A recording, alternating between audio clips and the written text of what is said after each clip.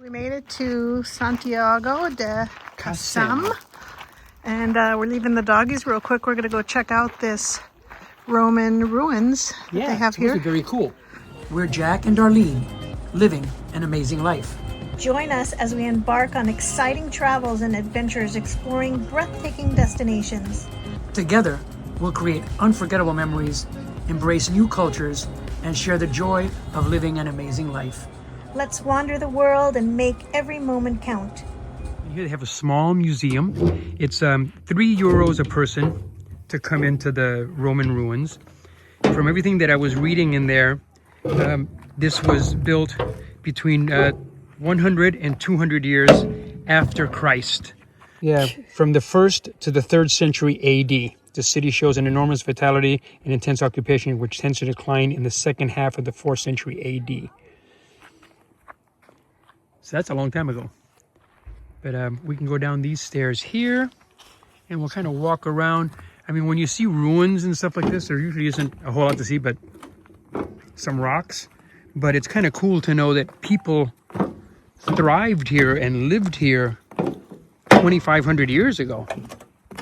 Go up these stairs. Just think how many people walked up these stairs thousands of years ago when they were actually living and working here. Those are probably like little rooms each. Mm-hmm. You would think, yeah. And I think it's pretty expansive. I think it goes way down. There's ruins up there on top of that hill. That's why I think the lady was reminding us, even though it's only 10:30, that they close at 12. So like I was saying before, it is fairly big. These roads were all paved, averaged 3 meters, a little over 10 feet wide. But we're following this around. There's more ruins up there, but the arrow pointed us to go this way first, so we will walk down and around. We're going to read and see what this is.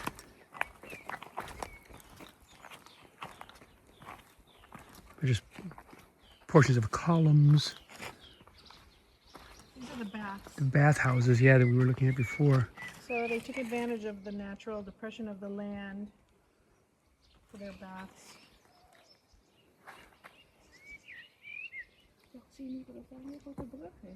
Very cool. Yeah, so as we're following this little trail around back to the top of the hill where there's some more ruins, it's an old wall or part of an old house.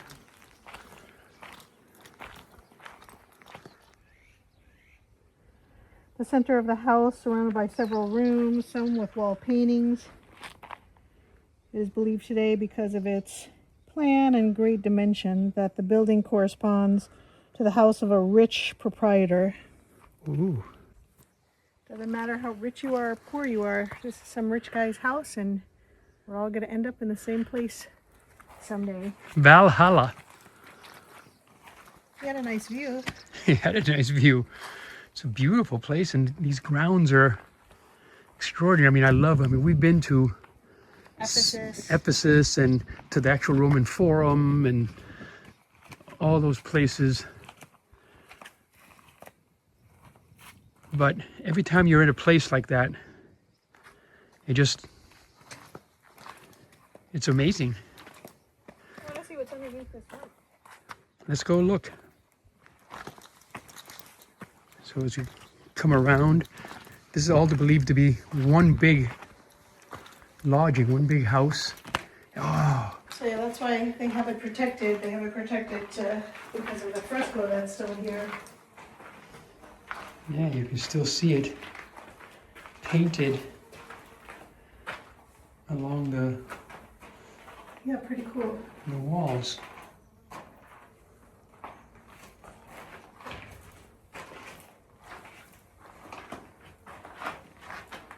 Pretty cool.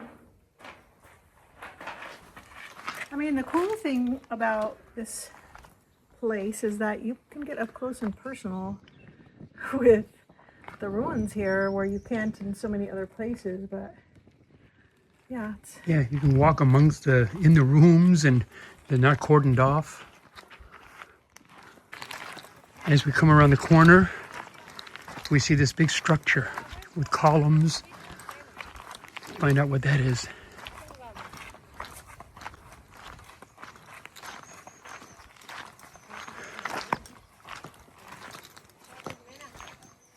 Pedestal with an inscription. Yeah, this is to a guy named Gaius, who was the son of Silo. Italica, Marcos Catriscus, Luciano and Gaius, Valerius Pazon. Dedicated to his great friend. Wow, that's very cool. It's still there. Yeah. That lead up to this magnificent structure. Look at this. Wait. Had to be some kind of religious place or temple, I would imagine. It's a temple. Does it tell you who the temple is to? Or who they thought it was to? No.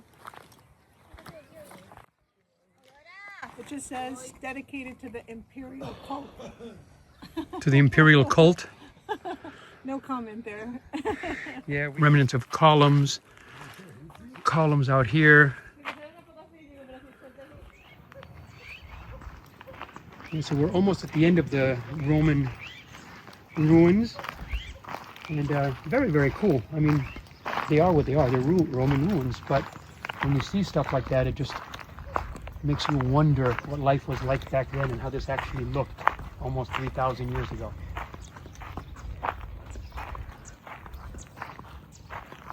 Yep, and that's where we started from, way over there at the beginning of the museum. So we're going to head back now before it gets too hot and head to our air. Well, this looks like a really nice little town. Yeah, hopefully we're not too far out of it at the air. Turn right onto Estrada do Fidalgo.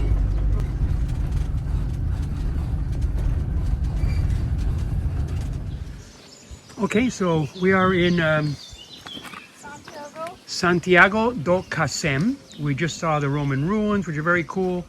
We are at our park up. It's in town. It's a 15-minute walk to the center of town, but it's in town. Apartment blocks around us, kind of a residential area, a greenhouse and something going on over there. Right behind, this is our RV, and it's another one there. It's just on the side of a little road, and it's like a little trailer park, you would call it in the States, or a little camp park. It's a free air. It has, you can see by the sign there, it tells you just up that way a little bit, and to the right is the gray water, black water dump station and water tank refill area, which is all free. This is our nice, shady, clean, it's paved parking spots. Air in Santiago do Cacem. It's another free air. We left our park up and we've been walking for what, a good 20 minutes? 20 minutes 30 minutes maybe? uphill? Yeah, look, the whole thing is uphill, but we're headed to the castle, which is on the top of the hill usually, so that's why it's uphill. The good thing is, on the way home, it'll be downhill. Yeah, so hopefully in the next 10 minutes or so we'll reach the castle, and I think there's a couple of churches there. So as soon as we climb this next hill, I'll get back to you. Oh, here's a place for sale if you're interested. That's a better option than trying to pull it or push it. Pull it. Yeah, the front wheels are ready to go. I don't know how long this stroller's going to last on these type of roads anymore.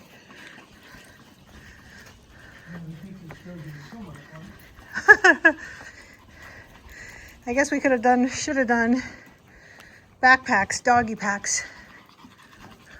Oh my gosh. Straight uphill on this unstroller friendly road.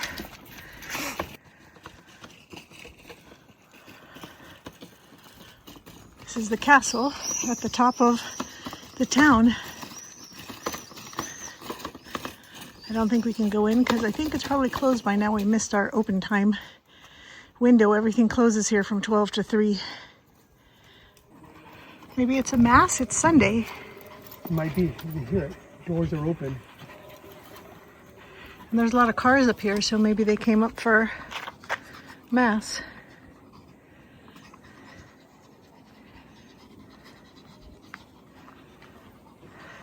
We're that's the top of this hill, and that's the view of Santiago Do Cacem, kind of below us. I don't know if you can hear it, if we're quiet.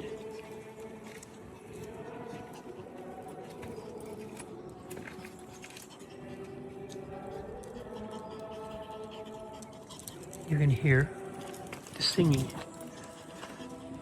That's the old walls of the fort and the castle, and the remnants of the castle. It's quite a trek to get up here, but very cool once you're here. Mass is going on.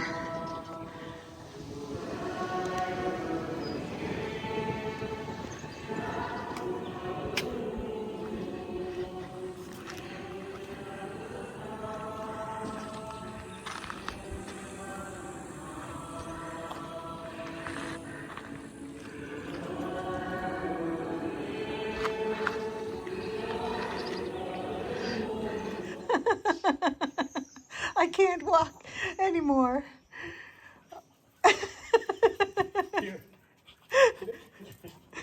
I can probably carry somebody. I can probably carry her. About these towns, these houses are probably... I just said, I mean, it's the park ups we've been having with the sea waves and the crashing and the cliffs and the dramatic views is inspiring. But this is kind of what this travel is about, seeing these old little towns and the cobblestone streets and these houses. Each one's got to be at least 100 years old. The church that was built in the 1500s and the castle that's just in ruins. That's what makes these travels so cool and so different. I love this part of it. Whose idea was it to go to the castle? All uphill on Roman, who knows how many hundreds of years, cobblestone roads. Oh my gosh, that was... But it was cool. I mean, it was old little windy streets, all cobblestone, old houses. We got to the church, old church. You could hear, they had mass going on, you could hear them singing inside. Yeah, that was a pretty song they were singing. It was pretty cool. And then the remnants of the actual castle that used to be there on the top of the hill. You could see the city from the top of the hill down. It's actually pretty cool. It was a trek getting there. It was a trek coming down too. And coming down, but I think it was worth it. All right, well, let's rest here for a bit And then... now we're having a nice cold Sagres Portuguese beer. Yeah, it actually tastes good. I'm not a big beer drinker, but it tastes really I'm not a good. big beer drinker either, but this is nice. Yep. So we decided to leave the city of Santiago de Cacem and head to the outskirts where there is a lovely little area with animals to see. So we're headed there now. Is it baby? Yeah, but it looks like it's there. Wait, hold on. That's the sign. You have So, these yeah, right in the middle of let's- a turnaround, baby. Okay, I think, yeah, we Yeah, turn but to the it's, right. Locked off. I might have to Move the cones. message the owner and let him know that we're here. What did it say? Stop, access private. Okay, so we message the owner and move the cones to drive in. And then we're gonna head in and see what it looks like. So far it looks interesting. So far this is pretty interesting. Well, it's a private camp.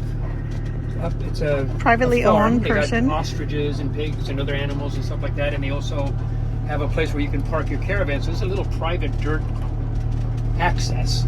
I wouldn't even really call it a road. It's an access. But so far it looks like it's going to be very private. You're not going to hear the road. We'll see what it's like once we Get inside. Because you can rent these little bungalows. Super nice guy we just met. He's the owner of the property. Told us where to park. And we're looking forward to where to park. And then we'll go check out the animals that he has. So we decided, since we have this nice little park up air, we set the doggy pen up so that they can have some free time, even though they're completely unhappy as per usual, but at least they're out here with us. But we're trying to make our little self-made awning since our RV did not, well, it looks like it used to have an awning, but it doesn't anymore. So we're trying to make our own homemade one, and we'll see how that goes. Let's see how Let's see how this goes. how this goes. Our little makeshift awning is coming along. Of course, the wind picked up now that we're trying to do this Yeah, we'll try to put another middle thing. stake in the middle. Yeah, And then I think we need to tighten down some of those zip ties so it doesn't right. move this way, and we may be okay. Okay, Maybe. I think you did it, baby. Well, I mean, it's lasting in this wind, so. it's pretty windy, and it's up there, so it didn't have an awning. So, Well, I think we at just- one point down the road it did, but Yeah, not so- when we bought it. and eventually we're going to get an awning for it, a proper awning. But we just wanted a little place to have some shade and stuff, so we got a shade cloth and kind of Mickey Mouse our own awning using its extendable curtain rods as legs, so we could collapse them down so they fit in our garage and then extend them out. And We'll see how she blows. see how she blows is right, my queen. So this is our air that we found. The owner is very nice, very friendly, helped us get ourselves in a nice spot over there. There's nobody here right now, actually. Was one person they pulled out this morning, but it's quite a lovely place. Lots of spots, lots of pitches. There's electricity on this side if you want electricity. I don't know if there's electricity on the other side, but I think this is kind of like the RV area. You can bring a tent. There's some cabins over there. This is the dumping area. Garbage cans, and you can empty your toilet and your gray water and fill up. And then looks like he's got some toys over here for little kids to play with, and there's a playground over there with a swing, and oh, there's actually even over here, there's a little workout area, little gym area. That's cool. Some hammocks. Little gym area for working out. Here I think you can wash your dishes. You're not allowed to wash your doggies, but you can wash your dishes. And I want to say this is the shower. Let's look inside. Yep, it's the shower. That's pretty cool. I'll be taking a shower later, so I'll let you know how that goes. But yeah, kind of cute, different. I also like the wall around the outside of this place, so I feel very secure and safe. Hi, baby goat. Baby goat and mama. Big turkey. Oh yeah.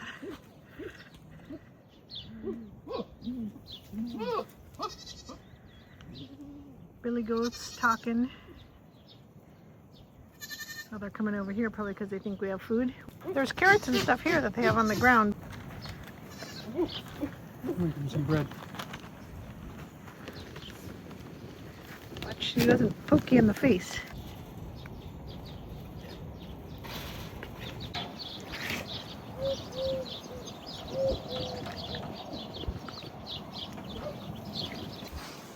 Okay, everybody got some.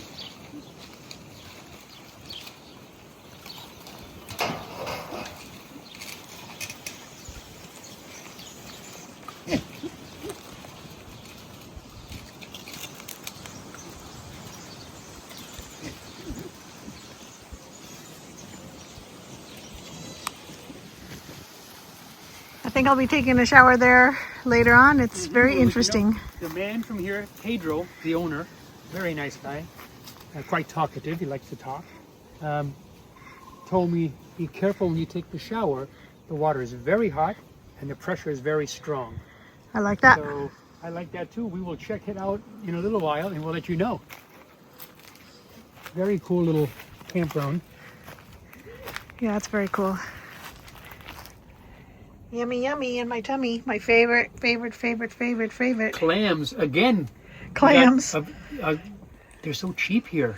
Yeah. You get them by the scoopful at the grocery store at Aldi and Lidl and those places, and it's like $4 or $5 for like A 3 huge- dozen, a 3 huge dozen, bag. 4 dozen clams. This is So- our 4th time eating clams in the month. oh, more 5th time. 6th time maybe. All right, well, let's eat the clams. Yes.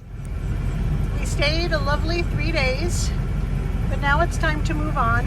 The hot weather is chasing us, and if we don't get out of this town, we'll be sitting in 87 degrees tomorrow. So we're headed further north to another little town, and we'll show you that when we get there. Bye-bye, animals. Even Luna said bye. Bye-bye, goats. Bye-bye, piggies. Bye-bye. Bye-bye, piggies. Luna's saying bye-bye to everybody too.